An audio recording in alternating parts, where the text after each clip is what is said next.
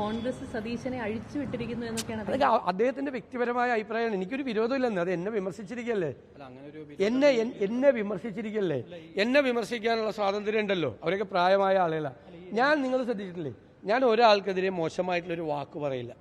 എനിക്കെതിരായിട്ട് എന്തെല്ലാം മോശമായ വാക്കുകൾ എത്രയോ നേതാക്കൾ പറഞ്ഞു, എത്രയോ സമുദായ നേതാക്കൾ പറഞ്ഞു. എത്രയും അദ്ദേഹം മോശമായ വാക്കൊന്നും എനിക്കെതിരെ ഉപയോഗിച്ചിട്ടില്ല. മോശമായ വാക്കൊന്നും ഉപയോഗിച്ചില്ല. ഇന്ന് രാവിലെ ഇന്നലെയൊക്കെ എനിക്കെതിരെ എത്ര മോശമായ വാക്കുകൾ. ഞാൻ കേരളത്തിലെ പ്രതിപക്ഷ നേതാവിന് ഊളംപാറയിലെ, അതായത് എനിക്ക് ഭ്രാന്താണെന്നല്ലേ എൻ്റെ അർത്ഥം. ഊളംപാറ എന്ന് പറയുന്നത്, ഊളംപാറ മാനസിക രോഗ ആശുപത്രി. എനിക്ക് മാനസിക രോഗം ഉണ്ടെന്ന് വരെ വന്നു പറഞ്ഞു. ഞാൻ ഈ കേരളം കണ്ട ഏറ്റവും ലോക പന്നയാണ് എന്ന് പറഞ്ഞു. അങ്ങനെ എന്തെല്ലാം ആക്ഷേപം, ഒരു പ്രതിപക്ഷ നേതാവും കേൾക്കാത്ത ആക്ഷേപം ഞാൻ കേട്ടു. ഞാൻ അതിനോടൊന്നും പ്രതികരിച്ചില്ലല്ലോ. പക്ഷെ പറയാനുള്ളത് പറയുമ്പോഴാണ് അവർക്കൊക്കെ പലതരത്തിലുള്ള വികാരങ്ങൾ ഉണ്ടാകുന്നത്. ഞാൻ പറയില്ല, വർഗീയത ആര് പറഞ്ഞാലും അത് നമ്മുടെ സ്റ്റാൻഡാണ്.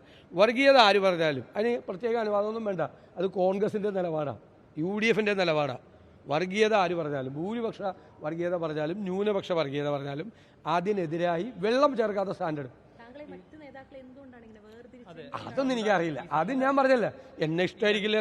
ചിലപ്പോൾ എന്നെ കാണുമ്പോൾ ചിലപ്പോൾ ഇഷ്ടമാവില്ല. ചിലപ്പോൾ നമ്മുടെ സംസാര രീതി ചിലപ്പോൾ ഇഷ്ടമാവില്ല. ചിലപ്പോൾ കാണുമ്പോൾ തന്നെ ഒരു ദേഷ്യം വരും. അതൊക്കെ സ്വാഭാവികമല്ലേ. അതൊക്കെ എല്ലാവർക്കുള്ള അവകാശമാണ്. അതൊക്കെ ഒരാളെ ഇഷ്ടപ്പെടുക. നമ്മൾ ചിലരെ ഭയങ്കര ഇഷ്ടമായിരിക്കില്ലേ, ചിലരെ നമുക്ക് ഇഷ്ടപ്പെടാതിരിക്കുക, കാണുമ്പോൾ തന്നെ ദേഷ്യം വരിക. അതൊക്കെ അവർക്കുള്ള സ്വാതന്ത്ര്യമാണ്. ആ സ്വാതന്ത്ര്യത്തിലൊന്നും ഞാൻ കൈയടത്തില്ല. എന്നെ വിമർശിക്കാനുള്ള സ്വാതന്ത്ര്യം എല്ലാവർക്കും ഉണ്ട്, ഏത് ഭാഷയിലും. ഇപ്പോൾ എനിക്കത് ശീലമായി, ഈ ഭാഷയൊക്കെ കേട്ട് നല്ല ശീലമായി. പക്ഷെ കേരളം ഉണ്ട്. എനിക്ക് കേരളത്തിലെ ജനങ്ങളെക്കുറിച്ച് വലിയ വിശ്വാസം. അവരെല്ലാം ഇത് നോക്കി കാണുന്നുണ്ട്. അതുകൊണ്ടല്ലേ ഞങ്ങൾ തിളക്കമാർന്ന വിജയം നേടിയത്. തദ്ദേശ സ്വയംഭരണ സ്ഥാപനങ്ങളിലേക്ക് ഞങ്ങൾ നേടിയത് തിളക്കമാർന്ന വിജയം.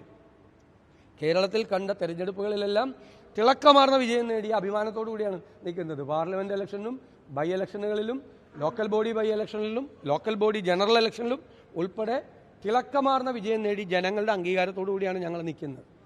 അത് തെറ്റ് ഉണ്ടെങ്കിൽ നമ്മുടെ ഭാഗത്തൊക്കെ മനുഷ്യ സഹജമായ തെറ്റുണ്ടെങ്കിൽ തിരുത്തും. അതിനെന്താ കുഴപ്പം?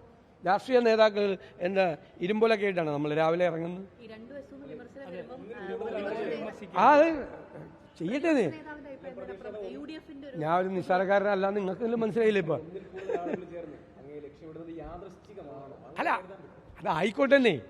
ഞാനത് വേറൊരു തരത്തിലത് ആസ്വദിക്കുന്നുണ്ട്. ഞാൻ വ്യക്തിപരമായിട്ട് അത് ആസ്വദിക്കുന്നുണ്ട്. ഞാൻ വ്യക്തിപരമായിട്ട് വിമർശനത്തിൽ കഴമ്പുണ്ടെങ്കിൽ ഞാനത് സ്വീകരിക്കും.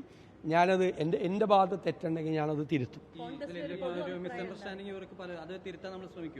കോൺഗ്രസിന്റെ പൊതു അഭിപ്രായം വർഗീയതക്കെതിരായിട്ടുള്ള വിട്ടുവീഴ്ചയില്ലാത്ത നടപടിയാണ്. ഞാൻ പറഞ്ഞല്ലോ രാവിലെ, രാഹുൽ ഗാന്ധി എന്ന് പറയുന്നൊരു മനുഷ്യൻ കോംപ്രമൈസ് ഇല്ലാതെ പോരാടിയാണ് വർഗീയതക്കെതിരായി. ഞങ്ങൾ ആ കൂടെ നിന്നുകൊണ്ട് വർഗീയതയായിട്ട് ഞങ്ങൾ കോംപ്രമൈസ് ഇല്ല.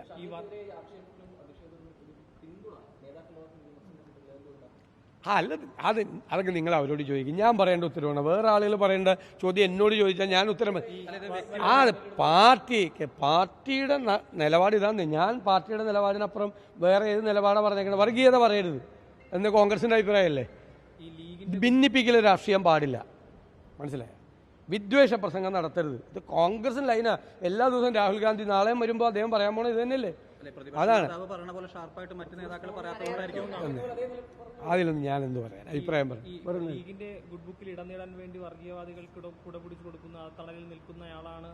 അല്ല, ഞാൻ അതിന് അഭിപ്രായം പറഞ്ഞില്ല. ലീഗിന്റെ അഭിപ്രായം എൻ്റെ അഭിപ്രായം ഒന്ന് തന്നെയല്ലേ.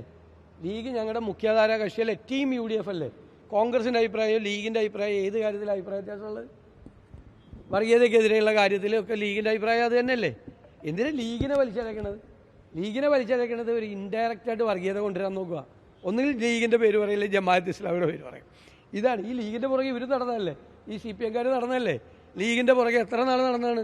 ലീഗ് ജനാധിപത്യ മതേതര പാർട്ടിയാണെന്ന് ഇവർ പറഞ്ഞിട്ടില്ലേ? ഞാൻ കാണിച്ചു തരാമല്ല, ജനാധിപത്യ മതേതര പാർട്ടിയാണ്, ലീഗ് വർഗീയ പാർട്ടിയല്ല എന്ന് CPM നേതാക്കൾ പറഞ്ഞിട്ടില്ലേ? അവർ പുറകെ നടന്ന കാലത്ത് കിട്ടാതെ മുന്തിരിങ്ങ പുളിക്കുമെന്ന് പറഞ്ഞ മാതിരി. അതൊക്കെ നമുക്ക് കാത്തിരുന്ന് കാണാം. ഇതിന്റെ പുറകിലൊക്കെ എന്തെല്ലാമാണെന്ന് നമുക്ക് കാത്തിരുന്ന് കാണാം. പക്ഷേ ഞങ്ങള് വളരെ സന്തോഷത്തിലാണ്, വളരെ ഉറച്ച ആത്മവിശ്വാസത്തിലാണ്. മതേതര കേരളമാണ് UDF കൂടെ, മതേതര കേരളം UDF കൂടെ.